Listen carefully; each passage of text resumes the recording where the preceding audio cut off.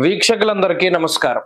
2025వ సంవత్సరం మే నెలలో ద్వాదశ రాశుల వారికి ఏ విధమైనటువంటి శుభాశుభ ఫలితాలు కలగబోతూ ఉన్నాయో తెలుసుకోవడానికి ముందు మే నెలలో ఉండేటువంటి ముఖ్యమైన గ్రహాల తాలూకు స్థితిగతులను గనక పరిశీలన చేస్తే మే నెల 7వ తారీఖున చాలా కాలంగా బుధుడు మీనరాశిలోనే సంచరిస్తూ ఉన్నారు.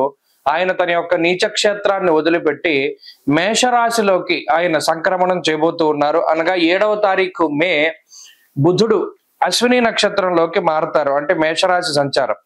అలాగే 15వ తారీఖు మే 2 సంక్రమణాలు కనబడుతూ ఉన్నాయి. ఒకటి వృషభ సంక్రమణం, అనగా రవిగ్రహం వృషభ రాశిలోకి సంచారం చేస్తారు. తర్వాత పుష్కరాలు ప్రారంభమయ్యేటువంటి రోజు. అది ఎంత గొప్ప రోజు అంటే రవి సంక్రమణ పుణ్యకాలము మరియు గురుడు సంక్రమించేటువంటి పుణ్యకాలము 15వ తారీఖు నాడు చాలా గొప్ప రోజు. ఆ రోజునే 2 గ్రహాలు మారుతూ ఉన్నాయి. గురుడు మిథున రాశిలోకి ప్రవేశిస్తున్నారు, రవి వృషభంలోకి ప్రవేశిస్తున్నారు. అలాగే మే నెల 21వ తారీఖున రాహుకేతువుల యొక్క మార్పు, అనగా కుంభరాశిలోకి రాహు యొక్క మార్పు మరియు సింహరాశిలోకి కేతువు యొక్క ప్రవేశం జరగబోతూ ఉన్నది. అలాగే మాసం చివరిలో బుధుడు మరలా మేషాన్ని వదిలిపెట్టి వృషభంలోకి వెళ్ళిపోతారు.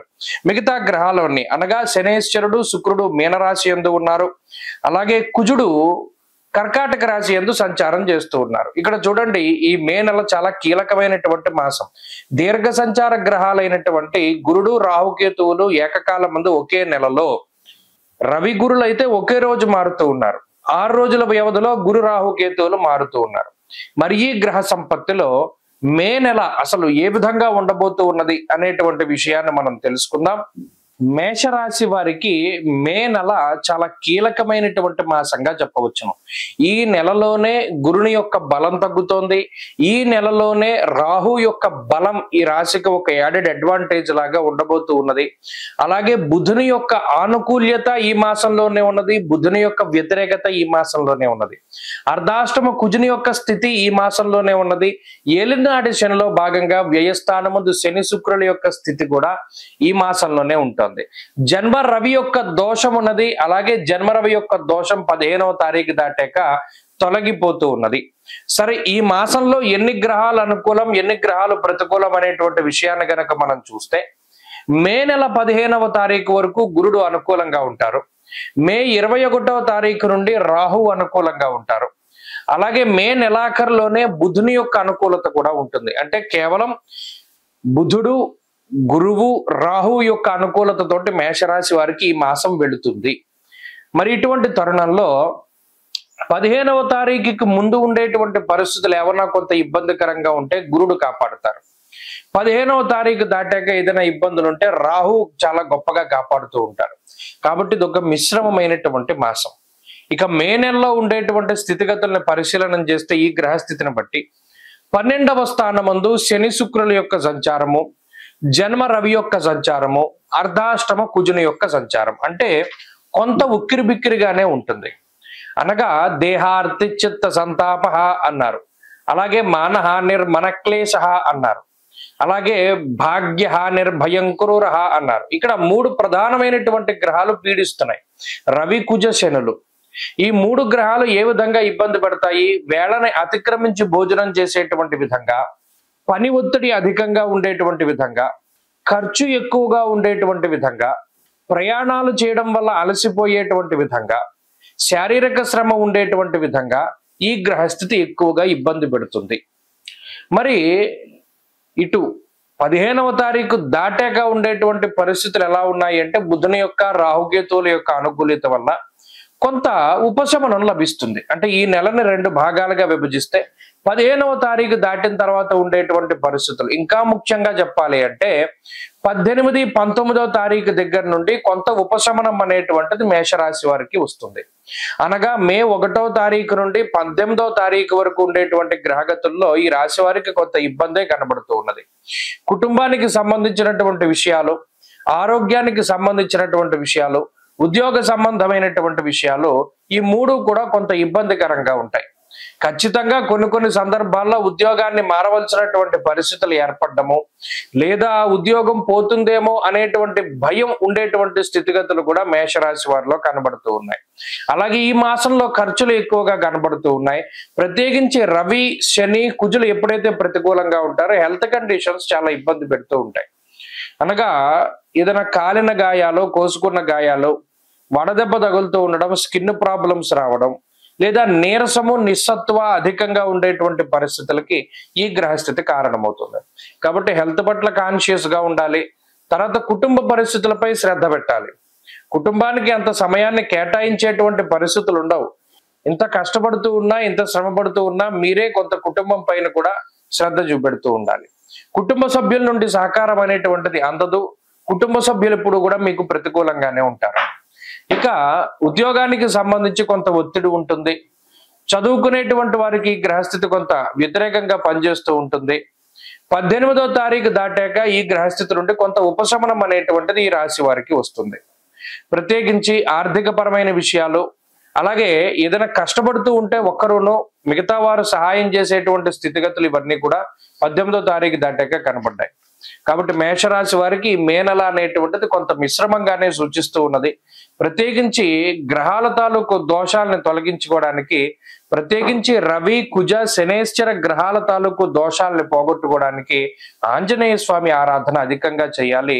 సూర్యారాధన శ్రేష్టం. ప్రతిరోజు ఆదిత్య హృదయ స్తోత్ర పారాయణం చేస్తూ ఉండడం చెప్పదగినటువంటి సూచన. అలాగే ఈ మాసంలో ప్రత్యేకించి మంగళవారం నాడు కందిపప్పు దానం చేయడం, ఆదివారం నాడు గోధుమల దానం చేయడం, వీలున్నంత వరకు ఈ మాసంలో మొదటి శనివారం రోజున లేదు శని త్రయోదశులు వచ్చేటువంటి సమయంలోనూ శనేశ్వరుడికి సంబంధించిన అభిషేకం జరిపించుకుని తెల్లదానం చేయడము చెప్పదగినటువంటి సూచన.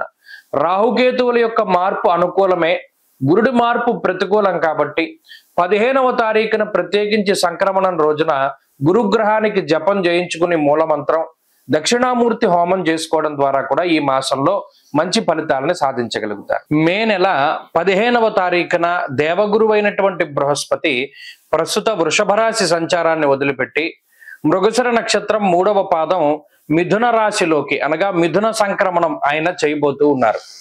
ఈ సంక్రమణంలో భాగంగా 12 రాశుల వారికి ఏ విధమైనటువంటి శుభాశుభ ఫలితాలు కలగబోతూ ఉన్నాయి. అలాగే ప్రత్యేకించి ఈ గురుని యొక్క సంచారానికి సంబంధించినటువంటి సందేహాలు కొన్ని ఉంటాయి. ఉదాహరణకి మిథున రాశిలో గురుని యొక్క సంచారం ప్రారంభమైనప్పుడు సరస్వతీ నదీ పుష్కరాలు అనేటువంటివి వస్తాయి.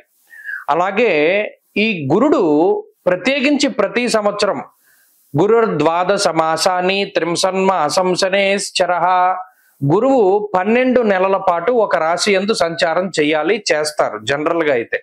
అయితే సంవత్సరంలో ఏమవుతుంది, కొన్ని సందర్భాల్లో అతిచార గతే జీవౌ, గురునకు అతిచారము అనేటువంటి ఒక అవస్థ ఉంటుంది. అలాగే వక్రత్వము అనేటువంటి మరొక అవస్థ కూడా ఉంటుంది. అంటే సాధారణంగా గురుడు ప్రతి సంవత్సరంలోనూ కూడా 2 రాశుల్లో సంచారాన్ని చేస్తారు. ఇదే గురువు ఒక సంవత్సర కాలంలో 3 రాశుల్లోకి ప్రవేశం చేస్తే అది అరిష్ట యోగంగా చెప్పబడింది జ్యోతిష్ శాస్త్ర రీత్యా. సాధారణంగా ఏమవుతుంది అంటే ఒక 9 నెలల పాటు రాశిలో ఉండి ముందు రాశిలోకి వెళ్ళి వక్రించి మళ్ళా వెనక్కి వస్తూ ఉంటారు. కానీ ఇక్కడ గురుని యొక్క ఫలితాలు చెప్పేటప్పుడు ఏం చెప్తాము, సంవత్సర కాలం పాటు ఈ ఫలితమే ఉంటుంది అని చెప్తాం. శ్రోతలు ఏం చేయాలి అంటే, ఇప్పుడు మిథున రాశిలో గురుని యొక్క సంచారం వల్ల 12 రాశులకి ఫలితాలు మనం చెప్తూ ఉన్నాం.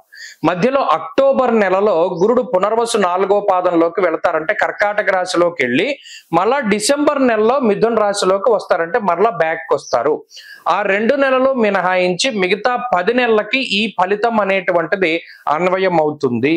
కాబట్టి ఆల్మోస్ట్ సంవత్సరం పాటు కూడా గురుడిచ్చేటువంటి ఫలితాలు ఏ విధంగా ఉన్నాయనేటువంటి విషయాన్ని మనం చాలా క్లుప్తంగా ఈ వీడియో ద్వారా తెలుసుకొనవచ్చును. అలాగే గురుని యొక్క కారకత్వాలు కొన్ని ఉంటాయి. యజన కీర్తి గృహ కాంచన పుత్ర వస్త్ర అశ్వాది కారకో గురు, దేవగురువు అయిన బృహస్పతి సంతానానికి కారకుడు, వాహనానికి కారకులు ఆయన. అలాగే గృహానికి భూమికి సంబంధించినటువంటి కట్టుబడులకి వాటికి కూడా కారకులు, యజ్ఞయాగాది క్రతువులకి కారకులు, తీర్థయాత్రలకి దైవ దర్శనాలకి వీటికి కారకులు. ఒక్క గురుడు జాతకంలో గోచార రీత్యా బలంగా ఉంటే, జాతకంలో బలం తక్కువగా ఉన్నా కూడా కొన్ని సందర్భాల్లో గోచార గురుడు చాలా వరకు కాపాడతారు. కాబట్టి ఈ విషయాన్ని మనం దృష్టిలో పెట్టుకోవాలి. గురుబలం లేదు గోచారంలో అంటే ఆ సంవత్సరం అంతా అదృష్టం ఉండదు, దైవ బలం ఉండదు, ఏ పని చేసినా కలిసి రాదు అనేటువంటి విషయాలు ఉంటాయి. కాబట్టి ప్రతి రాశికి ఈ ఫలితాన్ని మనం అన్వయం చేసుకుంటూ వెళదాం. ఈ గురుని యొక్క మార్పు.